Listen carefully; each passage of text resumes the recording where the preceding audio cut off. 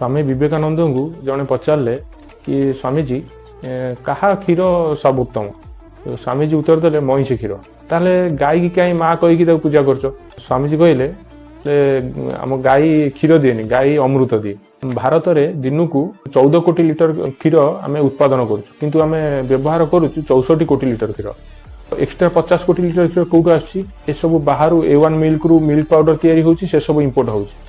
एमान जति सब बड़ बड़ कंपनी अच्छा क्षीर कंपनी सब पैकेट कर बिकुचंती सबू से पाउडर मिसेकी बिकुचंती। एटा तो गोटे कथा कहला। सेकेंड कथा होची बाहर केबे मिठा दुकान क्षीर रु तैयारी मिठा केबे आनिबेनी घर।